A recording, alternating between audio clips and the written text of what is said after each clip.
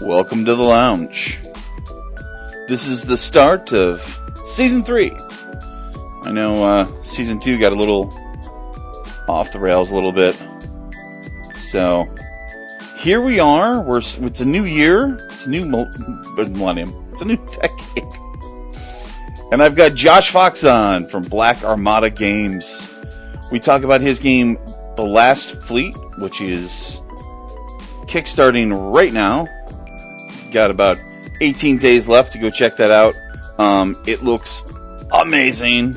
So,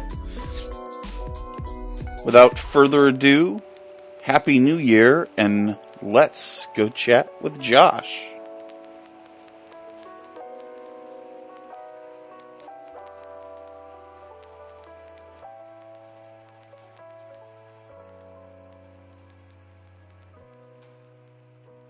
Where are you?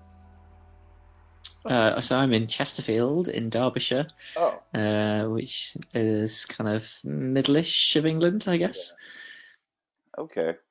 My wife and I are very much Anglophiles, so we're not the Americans where you say I'm in England and we think you must be in London. So, yeah, that's always a fun conversation. I once told a waitress in the International House of Pancakes in California somewhere, San Francisco, I guess, that we all lived in castles. Well, I mean, I'm not sure if she believed me or not. Yeah, I feel like that's I feel like maybe. Wow, I'm trying to think of when I wasn't into British stuff. That was a long time ago. But I feel like there was a time in my life where you could tell me that, and I'd be like, "Oh, sweet, that's great. I want to live in a castle." Yeah, if only. Love to live in a castle. I don't know. I feel like that would be cold. Like, if it seems like it would be drafty. I mean, I think you're right. We live in quite an old house anyway, so it probably is a little bit drafty. Okay. There's a fantastic like cottage. What is the name for a company that lays on cottages that you can stay in? Anyway, that thing, whatever it is, yeah, that does like heritage buildings, basically. They're converted so that you can stay in. Interesting. And one of them is indeed a castle. In fact, more than one, I think. So if you're prepared to travel to Scotland, and a fairly remote part of Scotland, you can stay in a castle with your friends. And indeed, I have a fantasy about running a role-playing convention at that very venue, because there's a bunch of nearby cottages, so you can actually get quite a lot of people there. That sounds and hang out. Amazing. Also, Scotland is on my bucket list because that's where my family came from. So, okay, yeah, we've got from like both my mother's side and my father's side, they're Scottish. And a bunch of it is Royal Stuart. So from both sides, which is pretty cool. So because there's like, oh yeah, there's a lot of history there, and then you look a little too much into history, and like, ooh, there's a lot of not super great history there, but it's it's what fun digging out your family tree, isn't it? That's right. You're like, oh, we should have maybe left some of these branches covered. But no, I love the idea too of living in a place where there's just history everywhere. Like, I feel like England especially, but Europe in general, there you can you're a quick drive away from someplace where there was some major history thing. Where in the U.S., it's like, hey, history happened here. How long ago? I don't know, 200 years. Like that's about the best we do. We've oh yeah, there was people hanging out here, 1,000 years ago, and we know their names. Like, I mean, yeah, it's lovely coming to. I've been to Central America and seen some of the stuff from there, which I guess is much older. Oh yeah. And I think there is older stuff in the US, right? But it's I don't know whether it's been destroyed or is it just not very much of it or what. I think Um, I think that that's a combination of that and wiping out the history of indigenous peoples to basically gloss over the fact that they lived here first. Um, right, yeah, yeah. not to get too much up on a pedestal, but So I don't know. Well, no, but it's fair enough, isn't it? Yeah, I mean that sort of thing happens here as well. You've got beautiful ancient monuments that were destroyed by Cromwell because he basically didn't like fun. Um, he banned Christmas, I seem to remember. oh You're not yeah. allowed to. Yeah, yeah, that's ridiculous. You can't believe it's real. But anyway, it happened. Um, I, I, I guess what I really want to kind of get into too is like um, the games that you design are very specific. Like the I've just been kind of pouring through the stuff that you design, and um, everything seems to everything you do seems to want to evoke a very specific feel. Do you think that part of that comes from where you're from and how where you've spent your life? No, yeah, a good question. I think it actually just comes from how I got into game design, probably. Hmm. So, like a lot of people, I did game design just informally Hmm. when I started gaming, like through D&D and whatever. Trying to design character classes or weapons or whatever it was that I was doing at the time on my mum's living room floor. But like kind of uh, more formal game design has only been part of my life in the last, gosh, I guess 8 years now. And that basically comes down to my introduction to indie games. Hmm. So games like Fiasco and Microscope, um,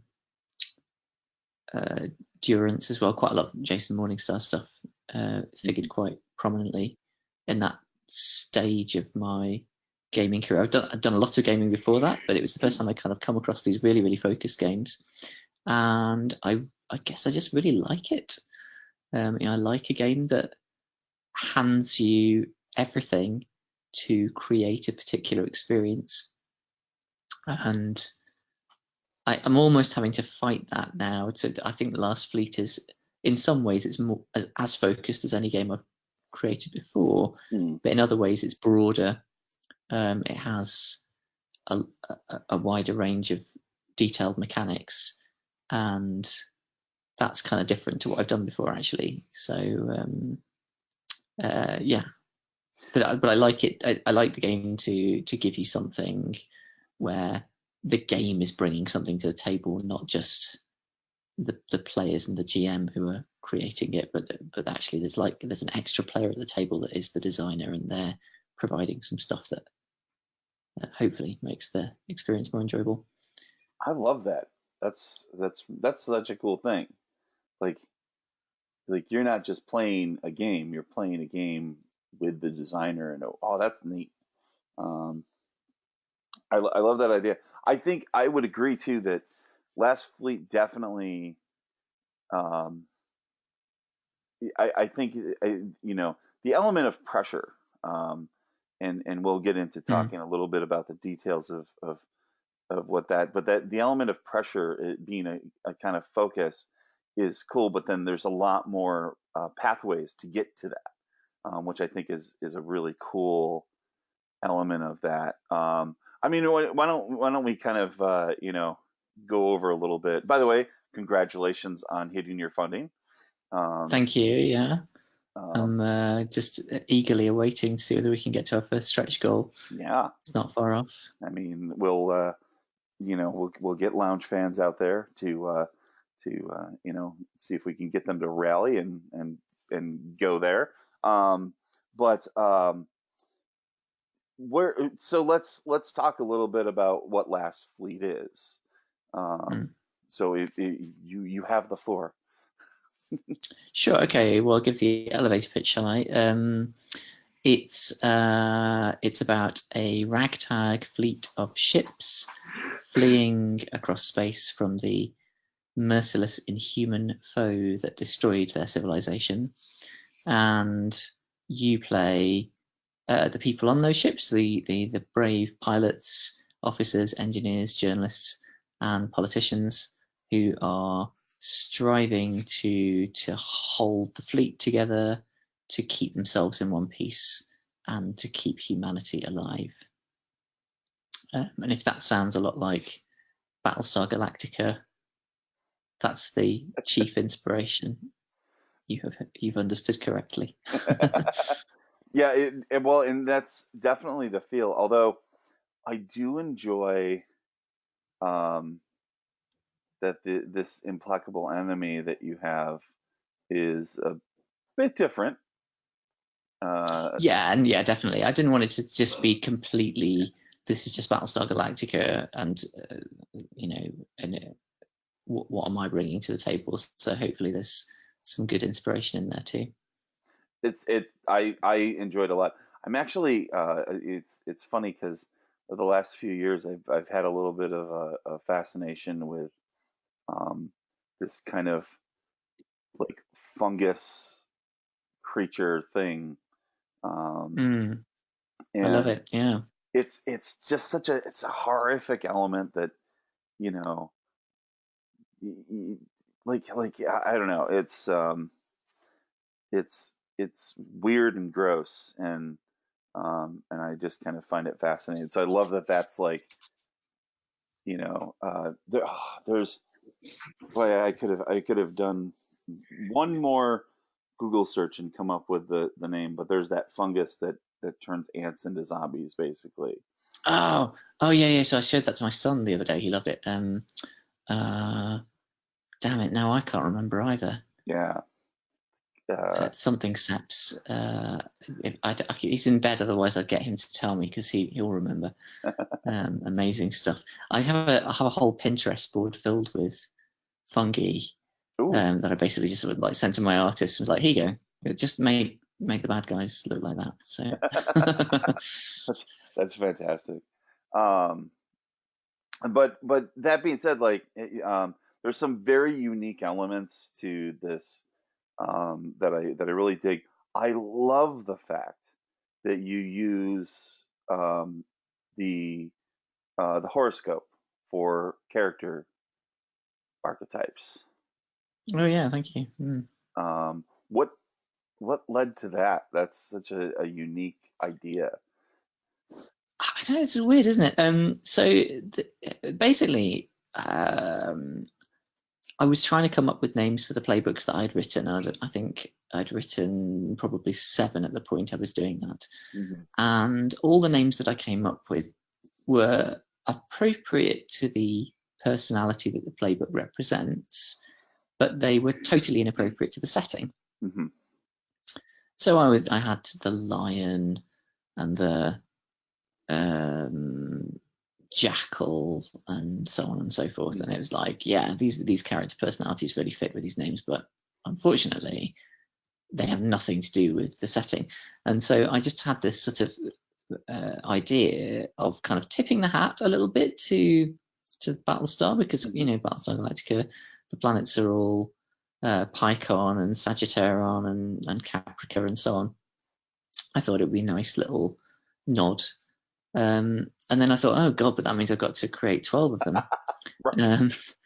But that turned out to be a blessing in disguise, because it's led to me generating some quite interesting playbooks that otherwise wouldn't have existed, by kind of looking at the zodiac and thinking, well, okay, here's a personality type that I don't currently have represented. How can I make that mechanically interesting as well, and put it into the game? And I think it's worked out really well. It's such a well-rounded I love lots of character options, and I love indie games, and I love Powered by Apocalypse games.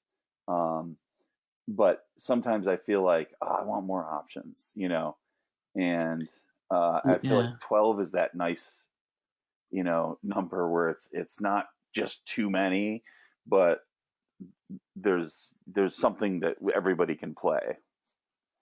Yeah, and the Zodiac is neat in a kind of it almost could have been created for game design, because it's each of the signs does have something about them that's different, but they also do overlap. Yeah. So if you turn up, you have two people who turn up and they both want to play kind of similar-ish personality type. Well, you have got character types that are similar but also different, in a way that's quite good. You both got people who want to play a kind of leader who can solve problems and inspire people. Well, you've got Cancer and you've got Libra for that. Mm-hmm. So it works. It's funny because as you were saying that they overlap and you can have people play similar things, my mind went to Cancer and Libra as like leadership Really? roles, and I'm like, did he just read my mind? This is interesting. Yeah, I've had a few people comment in a similar vein. Somebody said they backed the game because the Taurus playbook was just like both the character they always play in role playing and also their star sign. It's like, okay, great. Yeah, that's weird. Well, and that's I'm Aries, and I try to play very different archetypes and everything, but lately, I haven't played. I'm not role playing as much as I usually do. So now when I sit down to role play, I feel like I play an Aries character a lot. Um, we do an actual play for Misdirected Mark called the FM Gamers, and an episode few episodes ago, my character was thrown through a window into the middle of some criminals and stood up and said, "I'm here to negotiate your surrender." So it seems like a very Aries thing to do. Yeah, I love it. But that's yeah. Well, you should try the Aries playbook then. Yeah, I definitely should. But I also feel like I want to try a different playbook that wouldn't be Aries. Um, but it's I enjoy that element. It also means that I think that people can do that thing where, oh, this is me. This is a thing I play all the time. Let me try, a Scorpio, or let me try a Pisces or Aquarius or something that's, mm-hmm. Maybe a little bit more thought provoking or stretches something. I should probably stress, by the way, that the fit between the playbooks and the astrological science is very loose. Yes. I am not an astrologer, so and apologies, for example, to Scorpios around the world whose playbook is essentially the traitor playbook. My dad's a Scorpio, so it's a deliberate dig. That's funny. Yeah. No, I think that's a good that's a good statement to make. The other thing that I've noticed about this versus some of the other games that you've designed, is that this is built more for like campaign play in general, to the point where do you think that that Last Fleet is better in a campaign than in a single session? Well, I mean, yeah, I think so. Basically, but a lot of the mechanics really get into gear if you play multiple sessions, like quite a lot of PBTA games, really. But I have tried to include stuff in the game that will allow. So I think the challenge with PBTA one-shots really is that, to me, what makes a PBTA game really interesting is to set up those, what Vincent Baker calls the kind of untenable situations and the charged relationships as well. Mm-hmm. And it's tough to do that if you run through a full kind of character gen and world build and all the rest of it, then you've not got time. You've got to kind of push the relationships and situations right to the point where they're at tipping point, between one state and another. Otherwise, it's not going to be interesting. So to make that happen, I think what you need to do is provide a scenario. Essentially, that's what I try to do for this sort of game, which does the work for you in setting up the relationships and situations that are going to be at tipping point. I did the same thing for Flotsam, by the way, which has a similar sort of problem of, you want to play it for a one shot, but it's kind of about intense relationships and interpersonal drama. So you've got to set things up so that the conversations are going to be interesting right from the get-go. Otherwise, you get to the end of the session and think, oh, well, we nearly got something interesting there. Right. Okay. So you're basically saying like you've given shortcuts to get to the meat of what those interactions would be. Yeah, exactly. So that you can spend if you only got 3 hours or something, you can spend those 3 hours having that drama and excitement rather than preparing to have it.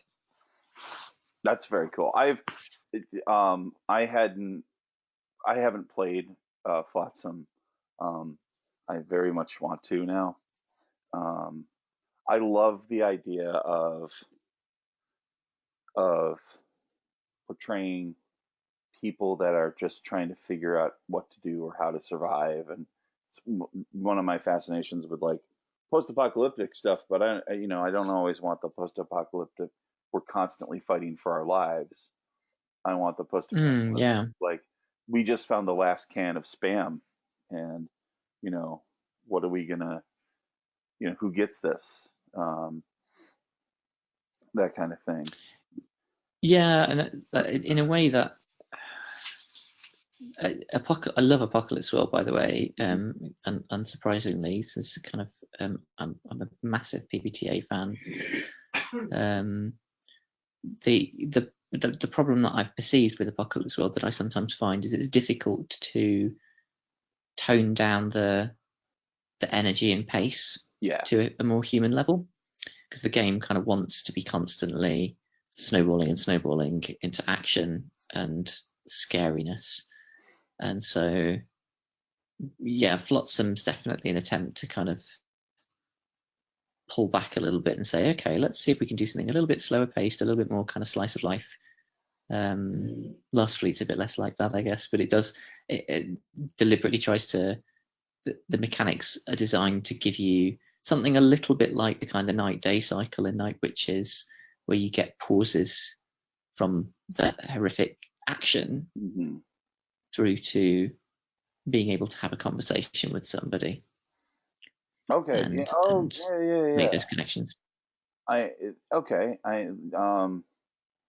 That's Night Witches is one of those games that I read all the way through and just devoured, and then haven't played yet. Well, you should. It's a fantastic game. My historical group is a pretty trad group. So, and then I might say my historical group, my general group, my main group is pretty trad. Then the people that I play with from this network, we do a lot of like indie games and stuff like that. But I just haven't had the time the last few years to really try out that stuff. Actually, the good news is that this year I should have more time and more accessibility to get to things. So I'm excited to play.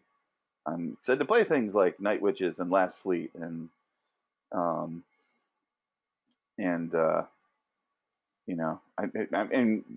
let's just face it, like all the games that you made.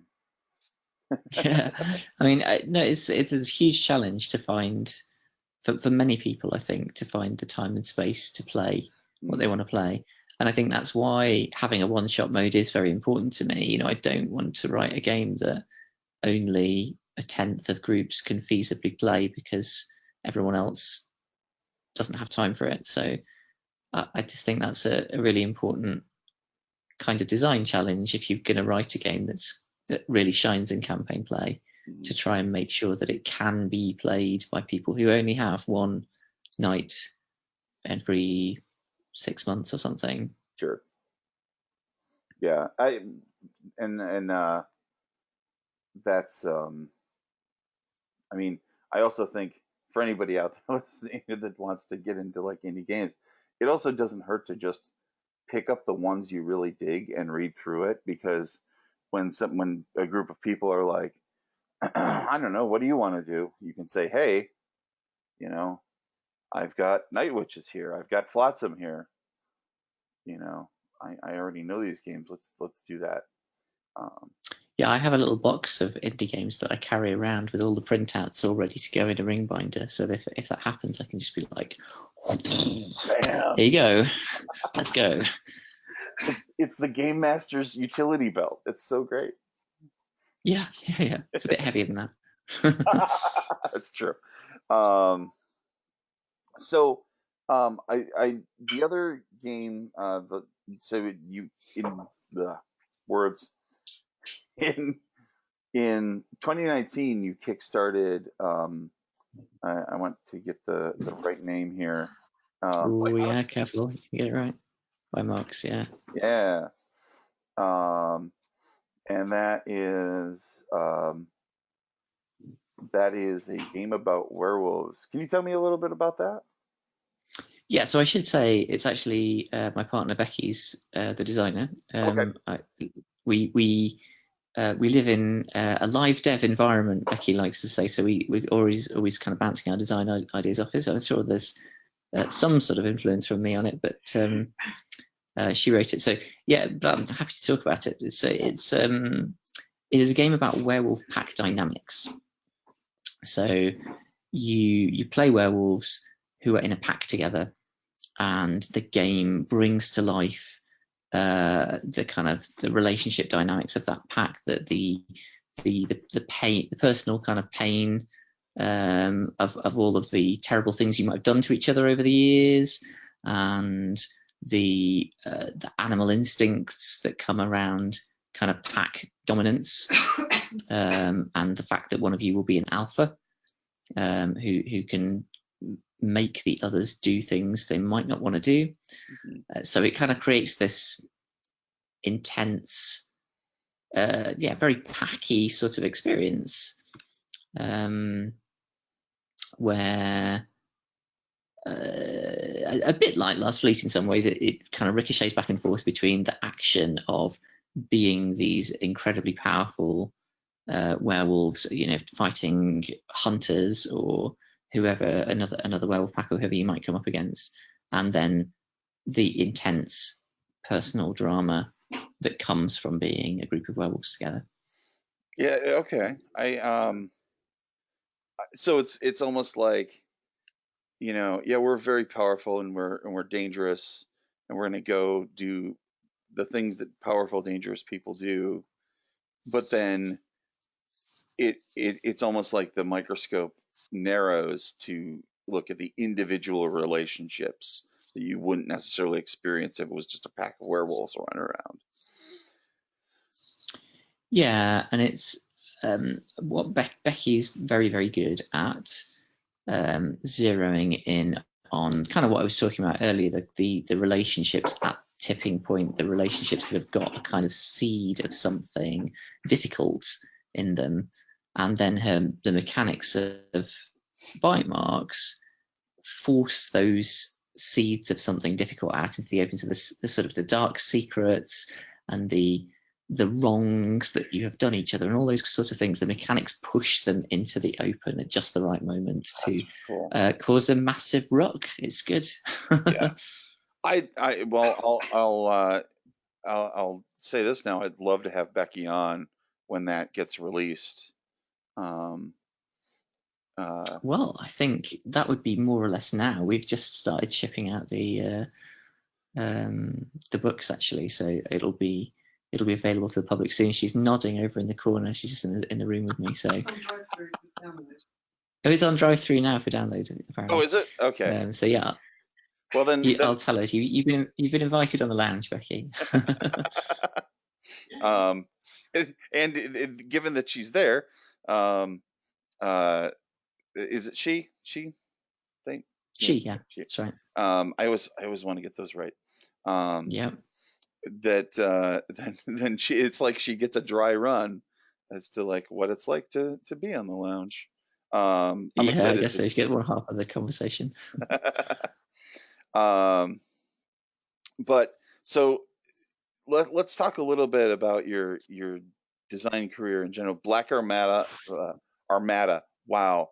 Okay, like I said, I'm from upstate New York. I just pronounced the name of your company in the most upstate way possible. Black Armada. Armada. Yeah. Yes. Um, is the company. How did you let's talk a little bit about that. Like how did that come about? What's the origin story? Yeah, it's a strange little story. So, like I say, we got into playing indie games, and we had like a regular games night at the time. So we have kids now. Our lives are very different than they were.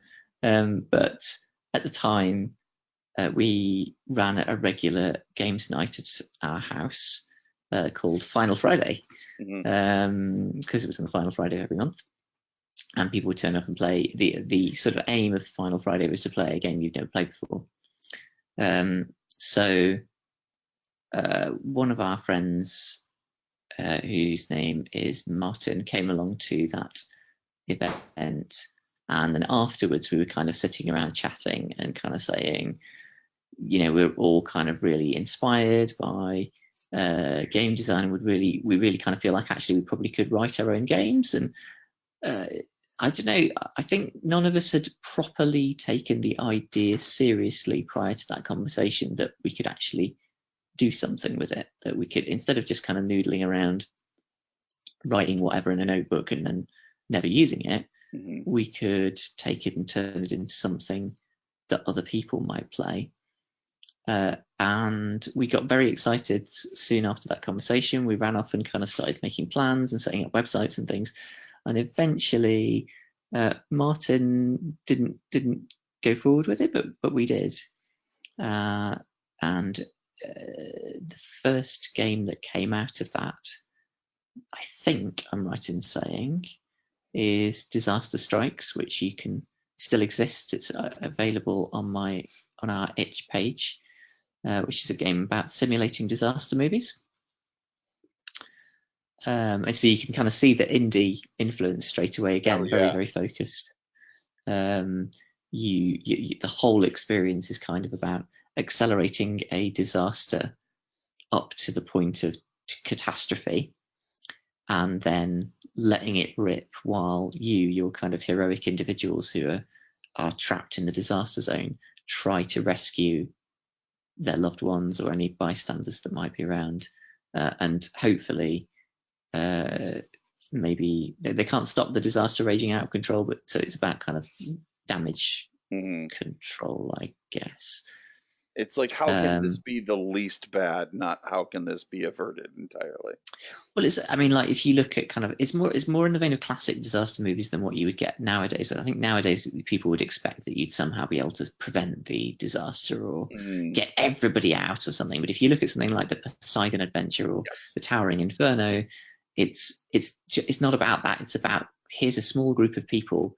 They are absolutely going to die unless this heroic person can do something amazing to get them to a helicopter landing pad or something.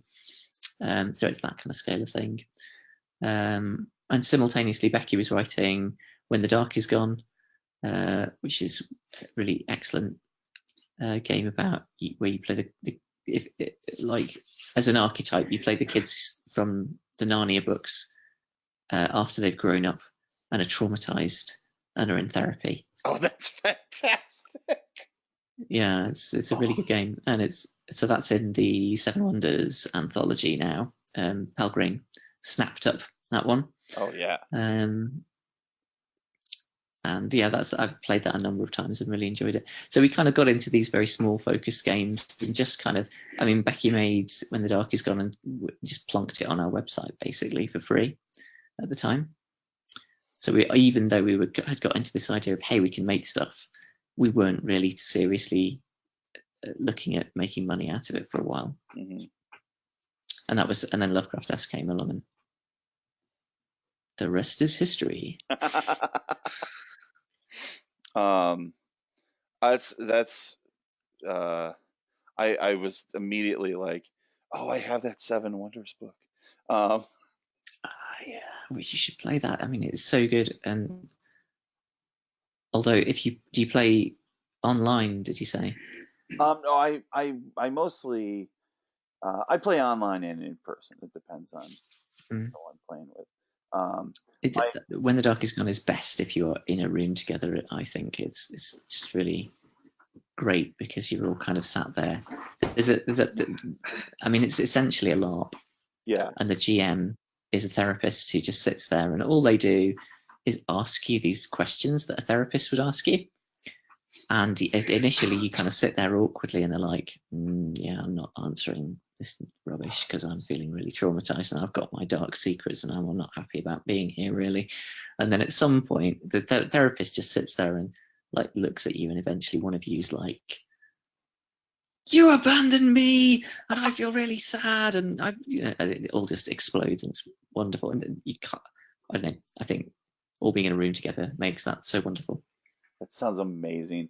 It felt or it feels like a Nordic LARP type style thing. Yeah, I think so. I think Becky was, and probably is, but definitely was into Nordic LARP at the time, so I think there's an influence there for sure. Yeah. So I mean, the stuff that you're producing is groundbreaking. I mean, it's I love that I love the small focus. I guess that's what I keep kind of going back to is, it doesn't feel like, and maybe it's part of my trad gaming background that I've got with me, but like, I never get to tell these small stories. And I love that you're facilitating a way for people to do exactly that. So, the question that I usually get to about this time is, what's next? Oh, what is next? Well, that is a kind of a wide open question, because we've reached a point where we've got 3 things that we might make. Well, I think we definitely will make it at some point. So it's more, we don't want to kind of overwhelm people with endless Kickstarters, Sure. But we've got a long-term project that's been sitting in our collective conversation since before Lovecraftesque, I think. And that is the working title. Hey, can I swear? Is it okay to swear? Yeah. Cool. So the working title is the What the Fuck game. And so the What the Fuck game is based on stories like Neverwhere and Kraken and Rivers of London. So you kind of, the situation where you've got ordinary people going about their business, and then suddenly they kind of fall through the looking glass into a weird world where things are totally like this, classically, where the supernatural is real, right? But in those stories, the supernatural is usually real in a way that's totally different from what you'd get in a typical urban fantasy. So it's not, if you look at Neverwhere, you've got these bizarre characters that you just don't find in other stories, like the Baron's Court, and the Marquis de Carabas, and all of these weird characters. So we want to, and have been kind of working our way up to create a game of that journey through the Looking Glass. So your characters will, rather than starting in that world and just kind of exploring the politics or the action or whatever you might want from that, we go through the psychological journey that the character has of discovering this strange world, and we've codified it in terms of the 7 stages of grieving. Oh, that's cool. As you do. So yeah, I forget that it's like, I'm going to say some of them and I'll have missed some out, I think, but like denial. Right. So initially you're like, well, clearly there's a rational explanation for all of this. This is definitely not supernatural things happening to me right now. Yeah, somebody slipped me some LSD or something. Right. And then anger. You're trying to kind of reject it as hard as you can. Bargaining, where you're kind of trying to figure out how you can find your place in this world, and ultimately you'll get to acceptance. And then once you reach acceptance, you become a part of the strange world and become embedded in it. And I guess we're going to try and write it in such a way that that's not necessarily the end of the story.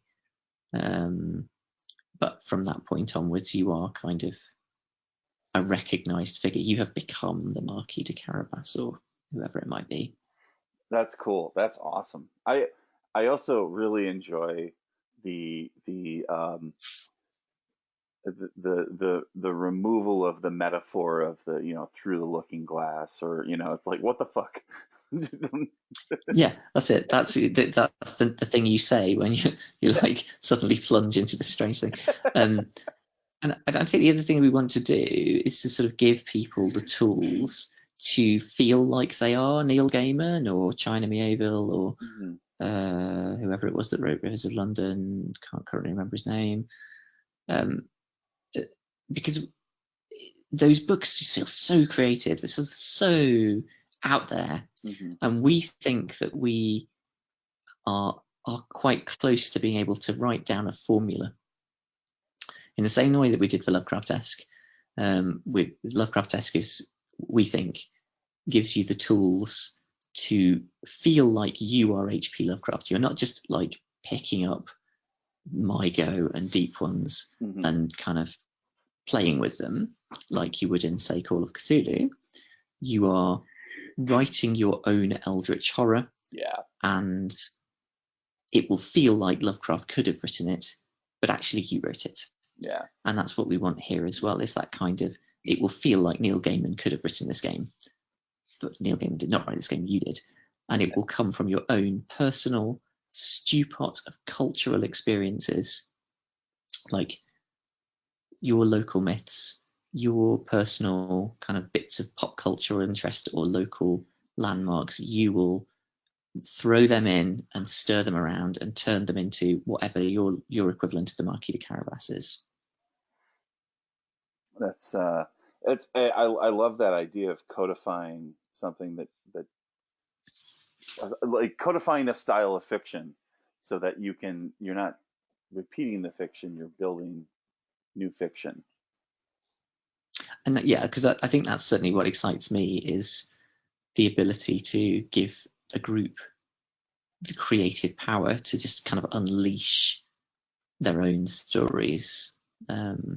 It's a wonderful thing to watch people doing, like Lovecraftesque, doing that thing. And some of the wild things that people have come out with, it's like Lovecraft couldn't come up with anything that good.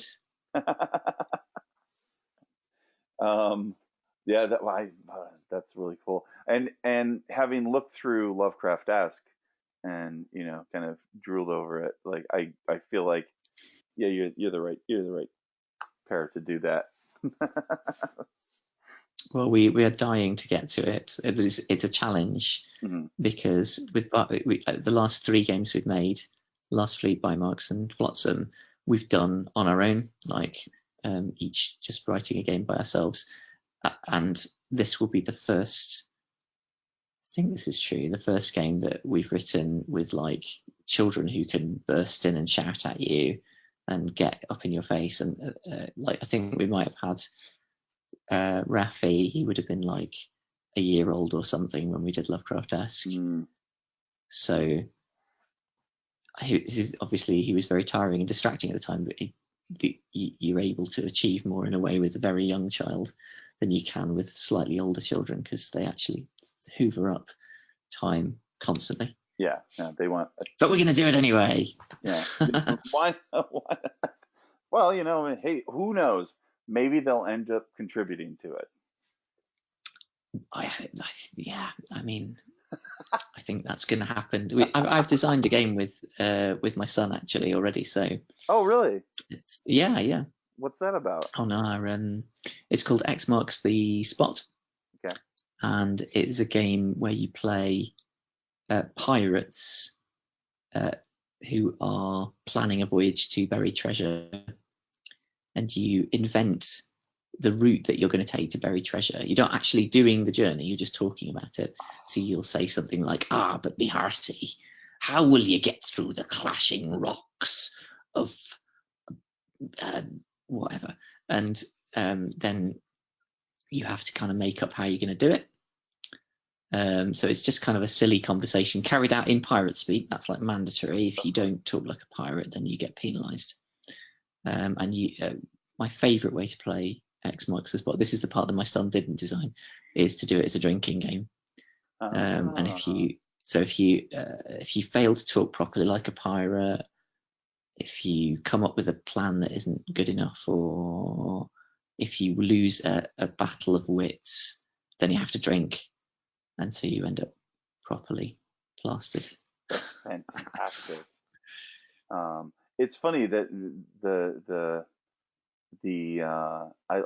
I'm words. Sorry. My brain went to multiple places at the same time. My immediate thought was my favorite joke lately has been a pirate joke, and it's a pretty bad joke. You might have heard it. Do you know what a pirate's favorite letter is? Is it R? You'd think so, but a pirate's first letter is the C. Ah. So that's my favorite joke. That's not very good lately. That puts me in mind of a joke. What's the deadliest insect known to man? Deadliest insect? Well, I believe it's the mosquito.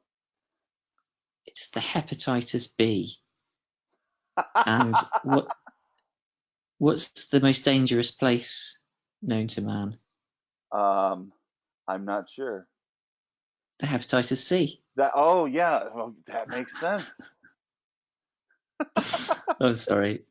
You should edit that out. I mean, I will if you want me to. I thought it was fun. No, you don't have to. You don't have to. I was just talking with my wife. We were trying to figure out why bees were funny.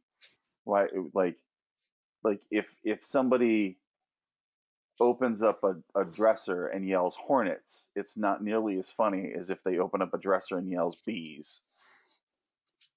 I'm like, why is that? Why is bees funnier than hornets or wasps? I don't know if I can answer that. Yeah, hornets strike me as very scary, so I wouldn't find that funny if someone would be like, "Oh God, but get away!" The hepatitis B, that's just truly terrifying. It's a serious bee, yeah. Well, this has been a real blast. I've really enjoyed chatting with you. I'm looking forward to talking with Becky, which I'll contact her today, and we can start getting that set up. I will let her know. Yeah. I think you are going to be my season 3 premiere on the lounge. Oh, cool! Which is really exciting. Season 3, I'm excited for, because season 2 hit some bad issues. that we talked about before we started recording a little bit. So I'm excited that season 3 is going to be a little bit more robust and everything, and I'm very excited to have you on, Josh. Well, I thank you very much for having me on. I enjoyed it.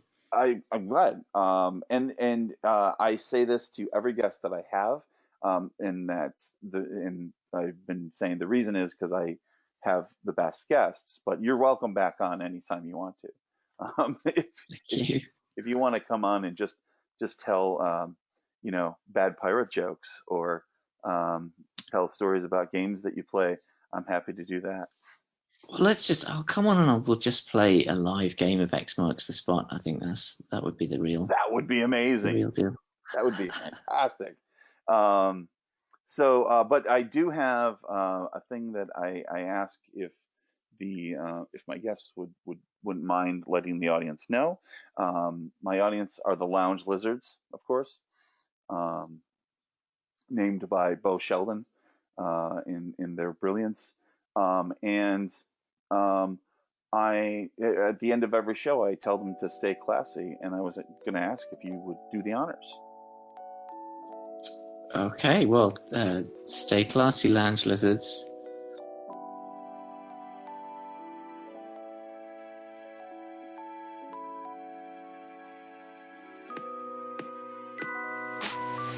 Thanks so much, Josh, for coming on the lounge. Talking about Last Fleet, kickstarting right now. So go check that out. Again, there will be links in the show notes. You can find Josh on Twitter at Armada Josh. Black Armada has its own website, blackarmada.com. And patreon.com/Black Armada to support them, which you definitely should. Great start to season 3, and welcome back to The Lounge is a Misdirected Mark production, the media arm of Encoded Designs, with lots of great shows like this one. Misdirected Mark. Chris, Phil, Bob, and Camden go live every Tuesday evening at 8 p.m. Eastern to break down and get inside games, game mastering, playing games, and game design in an effort to entertain and inform you. The Lounge theme, And So It Begins by Artificial Music, is used under Creative Commons 3.0. Support Contessa at contessa.rocks. Find your host, Jesse Doc Edmond, at Doc Palindrome on Twitter. All the links from this episode can be found in the episode description.